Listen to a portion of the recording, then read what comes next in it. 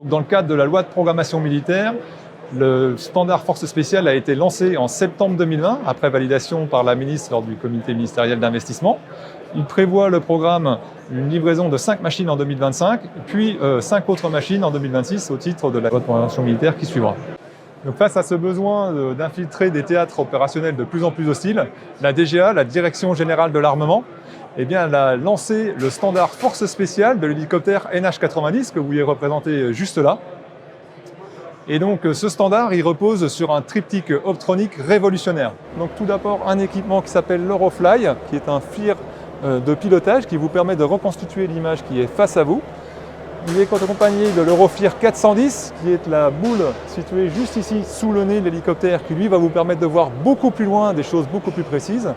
Et enfin, le casque Topol, que les deux personnes qui sont juste ici portent sur leur tête. FLIR de pilotage. Ce FLIR a deux avantages principaux. Le premier, c'est que, étant donné qu'il y a 6 caméras qui se recouvrent, on peut avoir une image en 3 dimensions. Donc là, le colonel, lorsqu'il voit, il voit une image en complète 3 dimensions, quelque chose qui n'existe pas aujourd'hui, puisque les FLIR de pilotage qu'on a aujourd'hui, ce sont une seule caméra. Donc en fait, on n'a pas cette sensation de 3 dimensions qui peut vous permettre de mieux appréhender les distances. Le deuxième avantage, c'est comme vous le voyez, en fait, on vient chercher l'image dans une reconstruction faite par les 6 caméras dont je vous ai parlé. Donc en fait, on peut rajouter autant de casques qu'on le souhaite. Et ça, c'est une grosse innovation également, puisque jusqu'à aujourd'hui, on est dédié à l'utilisation que peut faire le pilote ou le copilote du FLIR de pilotage. Donc voilà, vous voyez, on a une sensation de brouillard un petit peu sur la caméra. Il faut imaginer que si on avait une caméra visible, on ne verrait rien du tout.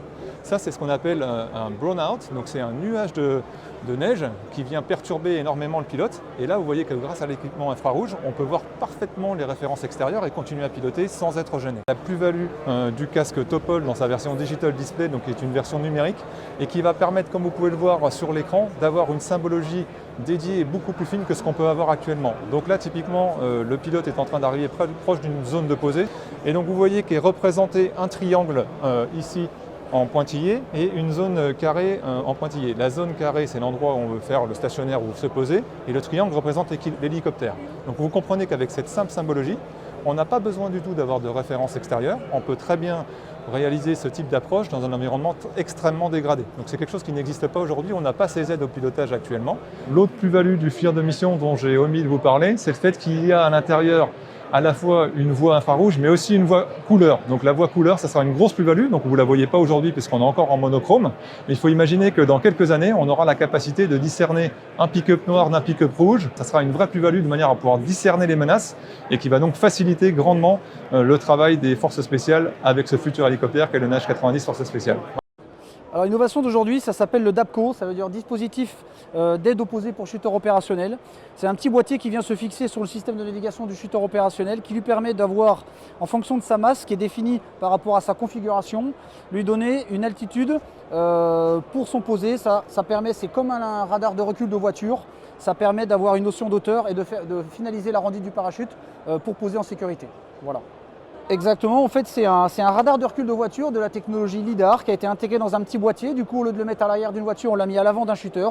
Il est connecté radio sur le système visio du shooter sur le niveau de son casque qui lui permet d'avoir un retour sonore à l'oreille au même titre qu'un radar de recul dans une voiture. Ça vient l'avertir de la hauteur à laquelle il aura paramétré son système en fonction de sa masse qui lui fasse faire son arrondi, finaliser son arrondi pour venir poser en sécurité, préserver ses jambes. Et surtout pour le passager tandem, souvent parce que le but, la finalité, c'est d'emmener des techniciens qui ne sont pas shooters et ça permet aux pilotes de préserver l'intégrité du passager pour la finalité qui est en opération évidemment. Alors on a fait environ une 50aine de sauts d'essai, de jour comme de nuit. La finalité a vraiment été de nuit. On a testé dans des configurations les plus simples avec un shooter équipé d'un parachute d'entraînement parce qu'à terme on est capable aussi de faire ces missions-là. Jusqu'à des configurations très lourdes que j'ai testées en tandem ops, c'est-à-dire avec un passager plus une gaine de nuit. On était réglé à environ 7-8 mètres de hauteur, c'est à peu près la hauteur à laquelle, quand on atteint ces masses-là, on finalise notre arrondi. Et on s'est retrouvé à poser, je ne vais pas dire comme une fleur, mais ça permet de poser bien plus en sécurité et de vraiment donner une notion d'auteur à partir du moment où on aurait éventuellement un problème de buée dans les JVN qui viendrait arriver, un problème de réglage altimétrique, une défaillance de l'altimètre. Donc c'est vraiment une assistance opposée pour le shooter opérationnel. Donc le développement du matériel, c'est un retour d'expérience d'un shooter opérationnel qui a pratiqué beaucoup de sauts en opération, en particulier en tandem, qui lui ont permis d'avoir cette idée-là, de partir sur ce concept-là. Ensuite, on s'est retourné vers l'AID pour avoir les financements. L'AID nous a permis de débloquer des fonds de façon à partir sur 2 technologies différentes. On s'est retourné vers une petite société bordelaise qui nous a permis de fabriquer donc ce testeur-là sur une technologie leader qui était la plus favorable et la plus adaptée à ce qu'on voulait en faire. Une fois que le testeur, donc ce modèle-là est sorti, on a fait, lui déjà une multitude de tests et nous on a finalisé par des tests en réel, pas encore en opération mais des tests en réel. Alors effectivement, les sauts de force spéciale se font tous de nuit en opération. Il est très très rare qu'un saut vienne de se faire de jour, donc la finalité d'un saut en opération c'est vraiment de nuit. Ce système-là est vraiment une assistance parce qu'il arrive des fois pour des sauts avec de très très longues élongations.